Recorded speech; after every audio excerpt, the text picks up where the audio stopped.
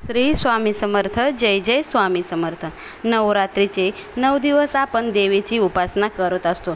कुलदेवीचा आशीर्वाद प्राप्त व्हावा यासाठी आपण 9 दिवस कुलदेवीची श्रद्धेने सेवा करत असतो, नैवेद्य दाखवत असतो, माळ वाहत असतो. 9 दिवस आपण उपवास करतो, सेवा करतो.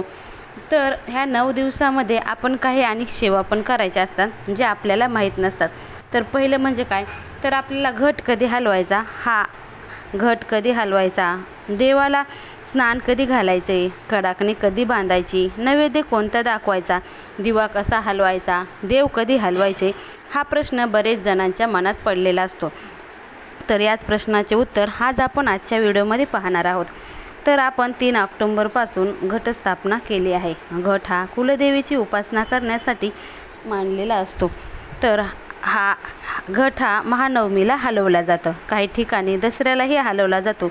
परंतु तुम्ही तुमच्या परंपरेनुसार, तुमच्या रूढी परंपरेनुसार तुमचे आजी आजोबा किंवा सासू सासरे ज्यावेळेस घट हलवायचे त्यावेळेस तुम्ही हलवू शकता.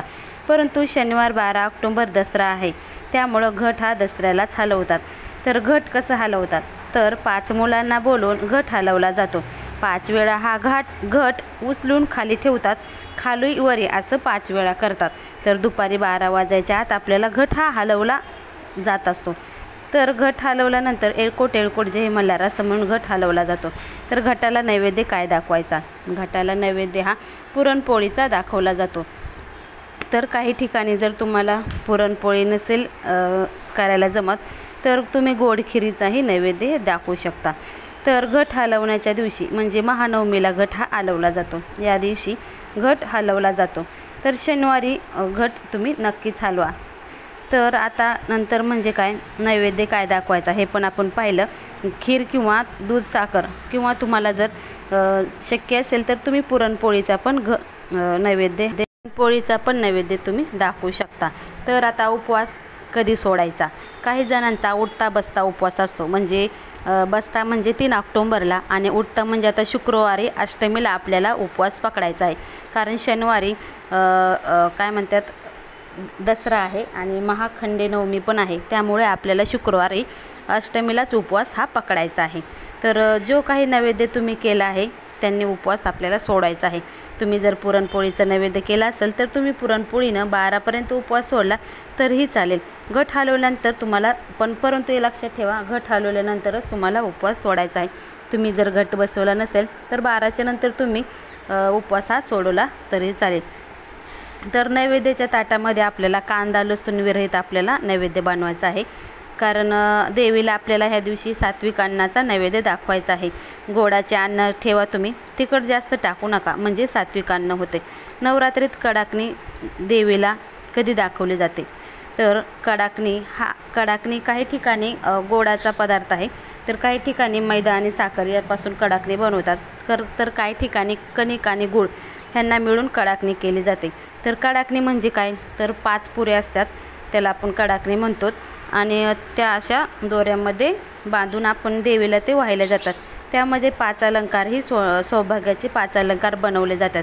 जसे की डोरले, कानातले, नथ, बांगड्या, वेणी, फणी असे हे 5 अलंकार आपल्याला बनवले जाते आणि ते धाग्यात बांधून देवीच्या मंदिरात आपल्याला जाऊन हे बांधायचे असतील. ह्याला आपण कडाकणीचा नैवेद्य दाखवतो असं म्हणतात. काही ठिकाणी कडाकणी सप्तमी, अष्टमी, नवमीला बांधतात. तुमच्याकडे कधी बांधतात ते तुम्ही बांधू शकता, परंतु अष्टमीला काही ठिकाणी कडाकणी ही नक्कीच बांधतात. तर देव कधी हलवायचे, तुम्ही घट नवमीला हलवताना, परंतु देव हे आपल्याला दसऱ्याला हलवायचे असतात. आपण देव हे घटी बसवलेले म्हणजे पानावर बसलेले असतात. मग 9 दिवस आपण त्यांना स्नान घालत नाही. काही ठिकाणी कुलदेवीचा टाक घटी बसवतात व देवाला स्नान घालतात, परंतु काही ठिकाणी सर्वच देव हे घटी बसवलेले असतात. तर तुम्हाला हे सर्व देव दसऱ्याला धुवायचे आहेत. दसऱ्याला छान असं स्नान घालून त्यांना पंचामृताने आपल्याला स्नान घालून त्यांना स्वच्छ असा अभिषेक करून धुवायचे आहे आणि मग नंतर त्याची देवांची आपल्याला पूजा करायची आहे. तर समजलं असेल तुम्हाला दसऱ्याला देवाची पूजा करायची आहे. आता आपल्या घाटातील पाण्याचं काय करायचं, तर आपल्या घाटातील पाणी आपल्या घरात शिंपडावे व काही पाणी आपल्या झाडाला टाकावे. कारण हे 9 दिवस आपण पाणी घट बसवलेला असतो, म्हणजे त्यात देवीचं सत्व हे जागृत झालेलं असतं. 9 दिवस देवीचं सत्व जास्त जागृत झाल्यामुळं ते पाणी आपल्याला फेकून द्यायचं नाही. ते घरात, आपल्या घरात शिंपडा. आपल्या घरात जी काही वाईट निगेटिव्हिटी असेल, बाधा असेल, ती निघून जाते. म्हणून ते पाणी घरात शिंपडा आणि राहिलेलं पाणी हे झाडाला तुम्ही टाकून द्या. फक्त तुळशीला तुम्ही हे पाणी टाकू नका.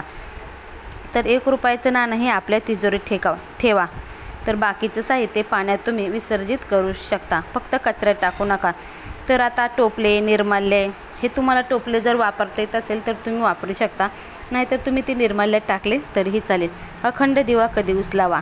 तर ज्या दिवशी आपण घट उचलतो त्या दिवशीच अखंड दिवा आपल्याला थोडा साईडला बाजूला काढून ठेवायचा आहे. कारण का, ते दिवा हा खूप मोठा असतो, त्यामुळे दिवा तर अखंड असल्यामुळे तेल जास्त असेल, त्यामुळे तो आपल्याला विझवता येणार नाही. तुम्हाला तसा तो थोडा साईडला ठेवायचा. त्याला मनाने विझून द्या, तुम्ही हाताने त्याला हलवून विझवू नका. त्याला थोडं साईडला ठेवा. साईडला थोडं ठेवलं तर दिवा आपोआप विझेल. आणि दिव्यातील तांदूळ आहेत ना दिव्याखाली, ते पक्ष्याला खाऊ घाला आणि दिवा साईडला लांबच ठेवा.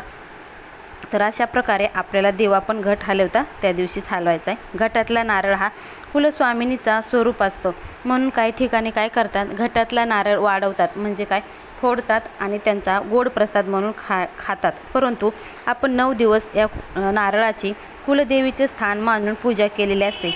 मग आपण तो नारळ का फोडायचा? मला तर वाटतं तो नारळ तुम्ही आपल्या जमिनीत लावून, म्हणजे आपल्या शेतात जाऊन तो नारळ तुम्ही पुरला तर त्याला कोंब आला तर आपल्याला साक्षात कुलदेवीचा आशीर्वाद समजून आपण त्या झाडाची पूजा पण करू शकतो.